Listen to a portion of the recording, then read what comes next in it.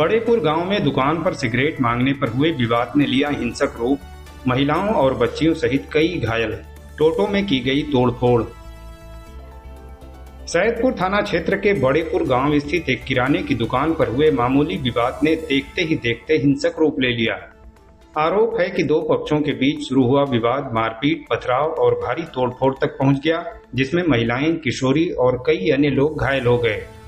घटना के बाद एक पक्ष ने थाने में तहरीर देकर तत्काल कार्रवाई की मांग की है।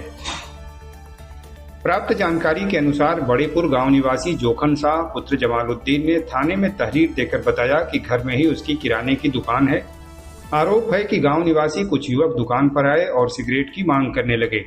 दुकान पर सिगरेट उपलब्ध न होने की जानकारी देने पर युवक भड़क गए और गाली गलौज करते हुए मारपीट शुरू कर दी। शोर सुनकर परिवार के सदस्य मौके पर पहुंचे और दोनों पक्षों को समझाने का प्रयास करने लगे तो वहां मामला शांत हो गया।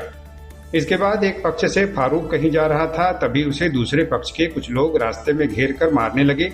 इस दौरान उसे बचाने गए रियाजुद्दीन, सरजहां, रजिया, काजू, कमरुद्दीन, हसीना, पत्नी रियाजुद्दीन इत्यादि को भी मारा पीटा गया।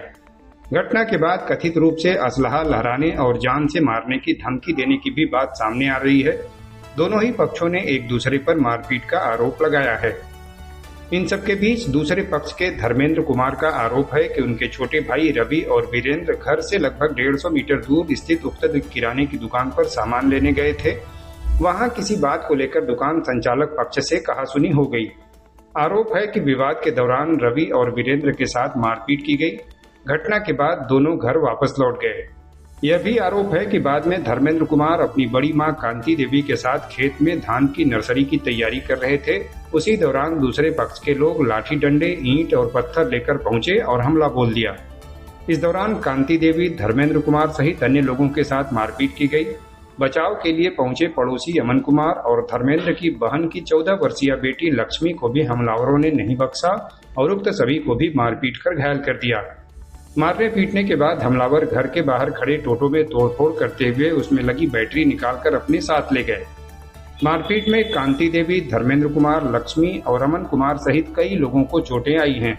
घायलों का उपचार कराया गया है।